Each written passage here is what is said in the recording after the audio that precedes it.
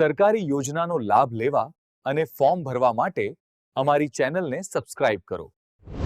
મિત્રો, અત્યારે તમારી પાસે ઘણા બધા બીએલઓ છે એ મતદાર ગણતરી ફોર્મ છે એ તમને આપી ગયા છે. તો આ કાર્યવાહી કેમ થાય છે, ફોર્મ શા માટે તમારે ભરવું પડે છે, તો એના વિશેની સંપૂર્ણ માહિતી એટલે કે એસઆઈઆર. મિત્રો, આ એસઆઈઆર છે શું ખરેખર એના વિશે સંપૂર્ણ માહિતી આપણે જોવાના છીએ.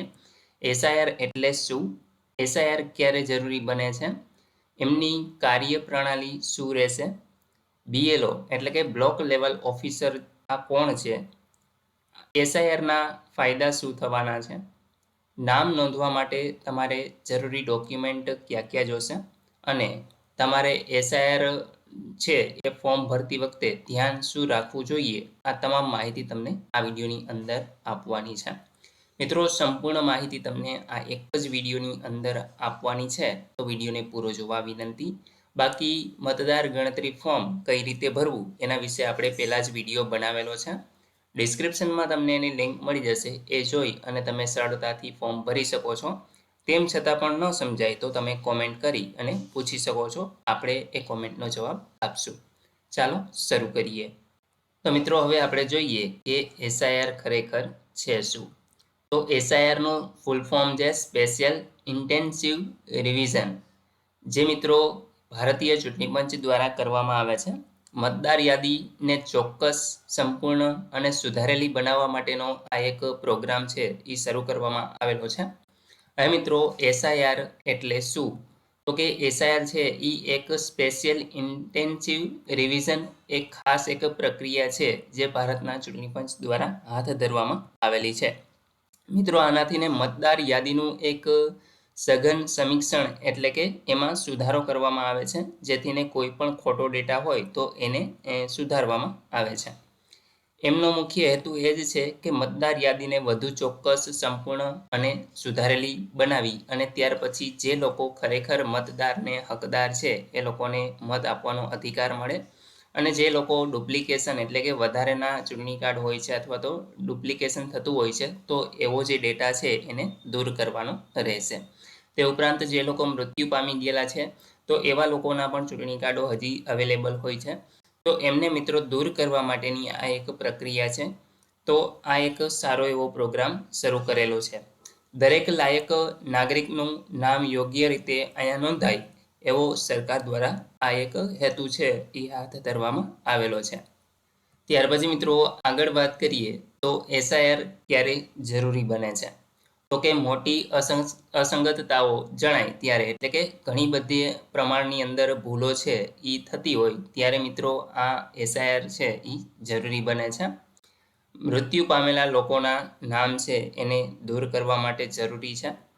ત્યાર પછી જે ડુપ્લિકેશન એન્ટ્રીઓ છે એ દૂર થાય એટલા માટે આ જરૂરી છે.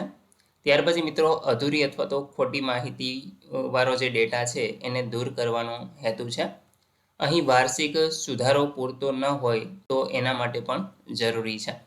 મત વિસ્તારની સીમા બદલાઈ, એટલે કે મિત્રો તમે માની લો કે એક જગ્યાએથી બીજી જગ્યાએ ગયા હોય અને તમારું જે મત આપવાનો અધિકાર છે, સ્થળ છે એ બદલાતું હોય, તો એવા સંજોગોમાં આ એસઆઈઆર છે એ ખૂબ જ અગત્યનું કામ કરે છે. હવે મિત્રો આપણે વાત કરીશું એસઆઈઆરની કાર્યપ્રણાલી, એટલે કે આ એસઆઈઆર છે એ કાર્ય કઈ રીતે કરે છે. તો કે બીએલઓ એટલે કે બ્લોક લેવલ જે ઓફિસર છે એમની એક તો નિમણૂક કરવામાં આવે છે, અને એ તમારા ઘરે ઘરે આવી અને તમારી માહિતી છે એ લઈ જાય છે, ભરી જશે, અને જરૂરી ડોક્યુમેન્ટ છે એ પણ તમને કહી અને તમારી પાસેથી લઈ જશે. નવા મતદારોની નોંધણી કરવી હોય એટલે કે તમારા ઘરે આવી અને તમારું ફોર્મ છે એ ભરી જશે. જે લોકોના 18 વર્ષ થઈ ગયા હોય તો એવા જે નવા મતદારો છે તો એમનો ઉમેરો એટલે કે એમનું ચૂંટણી કાર્ડ કાઢી આપવા માટેનું ફોર્મ ભરવાનું. તો આવી જે નવી કામગીરી, નવા મતદાર છે એમની ચૂંટણી કાર્ડ કાઢવાની કામગીરી છે એ બીએલઓ મારફત કરવામાં આવે છે.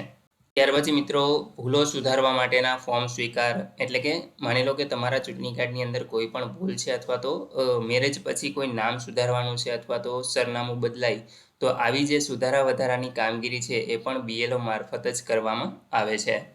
ત્યાર પછી મિત્રો બૂથ પર ચકાસણી શિબિરો, એટલે કે તમારા જે ગામ અથવા તો સિટીની અંદર તમને જે પણ જગ્યાએ બૂથ તમારું આવતું હોય, તમે જ્યાં મતદાન કરવા જતા હો એ જગ્યા પર મોટે ભાગે જે સરકારી સ્કૂલો હોય છે એમાં એક BLO છે એ નીમવામાં આવે છે અને એ બૂથ કહેવામાં આવે છે. તો એવી જગ્યાએ શિબિરો, આવા કાર્યક્રમ થાય છે જ્યાં ચૂંટણી કાર્ડ સુધારવા માટેની જે કામગીરી છે એ થતી હોય છે. તો આવી શિબિરો કરી અને જે સુધારા વધારાના કામ છે એ ત્યાં કરવામાં આવે છે, જેથીને પબ્લિકને વધારે ખાસ પ્રોબ્લેમ ન થાય. ડ્રાફ્ટ યાદી જાહેર કરી અને વાંધો અથવા તો અપીલ છે એની તક તમને આપવામાં આવે છે. ત્યાર પછી મિત્રો આગળ વાત કરીશું તો BLO એટલે કે બ્લોક લેવલ ઓફિસર ખરેખર કોણ છે? તો મિત્રો એ ચૂંટણી પંચનો એક મૂળભૂત સ્તરનો અધિકારી હોય છે. મતદાર યાદીના જવાબદાર અધિકારી એ હોય છે. મતદારો સીધા જ BLOનો સંપર્ક કરી શકે છે. મિત્રો તમે જોશો તો SIRનું જે ફોર્મ અત્યારે તમને BLO ઘરે ઘરે આપી ગયા છે, જેમાં તમારે ડિટેલ ભરવાની છે, તો એ ફોર્મની ઉપર જ BLOનો નંબર પણ તમને નામ સહિત આપેલો હોય છે. જો તમને ભરવામાં કોઈ પણ પ્રકારે મુશ્કેલી જણાય અથવા તો તમારા ચૂંટણી કાર્ડની અંદર કંઈ સુધારો કરવાનો હોય તો તમે ડાયરેક્ટ BLOનો સંપર્ક કરી એટલે કે ફોન કરી અને સુધારો કરાવી શકો છો, અથવા તો તમને ન સમજાતી માહિતી પૂછી અને ભરી શકો છો. તો મિત્રો આવી સરળ સુવિધા છે એ તમારા માટે ઊભી કરવામાં આવે છે, જેથીને તમારે જે ચૂંટણી કાર્ડના સુધારા છે એ કોઈ પણ જગ્યાએ અન્ય જગ્યાએ જઈ અને ધક્કા ન ખાવા પડે એટલા માટે અહીંયા ગામમાં અથવા તો તમારા શહેરની નજીક જ તમને ઉપલબ્ધ કરાવવામાં આવે છે. ત્યાર પછી મિત્રો ઘર ઘર મુલાકાત લઈ અને તમારી માહિતી છે એ ચકાસશે અને ત્યાર પછી તમારું નામ છે એ અહીં નોંધશે. ત્યાર પછી મિત્રો આગળ વાત કરીએ કે સરળ શબ્દોની અંદર હવે આપણે સમજીએ તો મિત્રો અહીંયા આપણે માની લો કે કોઈ એક શાળાની અંદર વિદ્યાર્થીઓ છે, તો એ શાળાના વિદ્યાર્થીઓ માની લો કે છોડી ગયા, તો એટલે કે શાળામાંથીને પોતે લીવ લઈ લીધી અથવા તો પોતે નિશાળને મૂકી દીધી. તો મિત્રો એવા જે લોકો છે એટલે કે આપણા જે મતદાનની અંદર જે મૃત્યુ પામેલા છે અથવા તો જે લોકો ખરેખર બૂથની જગ્યા છે જ્યાં એમનો પહેલે રહેતા હતા ત્યાંથીને પોતે બીજે રહેવા વહી ગયા છે એટલે કે સ્થળાંતર કરેલું છે, તો આવા લોકો છે એને હવે સુધારો વધારો કરી અને માહિતીને અપડેટ કરવાની છે. કેટલાક નવા વિદ્યાર્થીઓ આવ્યા એટલે કે 18 વર્ષ થઈ ગયા હોય તો એવા લોકોને અહીંયા મતદારની યાદીમાં સમાવેશ કરવાનો છે. કેટલાકના નામ બે વાર છે એટલે કે મિત્રો ડુપ્લિકેશન અહીંયા કણે થતું હોય તો એવા લોકોને દૂર કરવાના છે. SIR એટલે કે નવી સાફ સુથરી યાદી છે એ બનાવવાનો મુખ્ય હેતુ છે. હવે મિત્રો અહીંયા આપણે SIRના ફાયદા જોશું. તો SIR છે દરેક લાયક નાગરિકને મતદાન આપવાનો એક અધિકાર છે એ આપે છે. યાદીમાંથીને ખોટા નામોને દૂર કરે છે.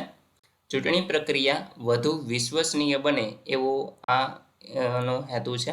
લોકશાહી મજબૂત થાય એ પ્રકારનો અહીંયા આપણે મુખ્ય હેતુ છે. મતદાનમાં આત્મવિશ્વાસ વધે અને તમે વધુને વધુ મતદાન કરો એવો અહીંયા આપણે તમને SIRથી ફાયદો જણાશે. મિત્રો નામ નોંધવા માટે તમારે કયા કયા ડોક્યુમેન્ટની જરૂર પડશે? આમ તો જોઈએ તો મિત્રો ઘણા બધા ડોક્યુમેન્ટ છે, પરંતુ મેન તમે જોશો તો સરકારી ઓળખ કાર્ડ એટલે કે આધાર કાર્ડ, પેન્શન કાર્ડ, તો આવા જે કાર્ડ છે એ અહીંયા આગળ માન્ય છે. પાસપોર્ટ હોય તો એ પણ તમે આપી શકો છો. જન્મ પ્રમાણપત્ર, શૈક્ષણિક પ્રમાણપત્ર હોય, કાયમી નિવાસી પ્રમાણપત્ર હોય, જાતિ પ્રમાણપત્ર, તો આવા જે પ્રમાણપત્ર બીજા પણ અન્ય ઘણા ડોક્યુમેન્ટ હોય, જેમ કે ગેસનું કનેક્શન હોય અથવા તો ઇલેક્ટ્રિસિટી બિલ હોય, તો આવા ઘણા બધા ડોક્યુમેન્ટ છે. પરંતુ મિત્રો આપણે મેઇન ડોક્યુમેન્ટની વાત કરીએ તો ઘણા બધા લોકો પાસે આ ડોક્યુમેન્ટ છે ઉપલબ્ધ હોય, તો આ મુખ્ય ડોક્યુમેન્ટ છે. તો આનાથી તમે તમારું જે ઇલેક્શન કાર્ડ છે એ કઢવી શકો અને SIRમાં જો તમારી પાસે ડોક્યુમેન્ટ માંગે તો તમે આપી શકો છો. હવે મિત્રો વાત કરીશું કે આમાં તમારો ભાગ શું રહેશે એટલે કે તમારે શું ધ્યાન રાખવાનું છે.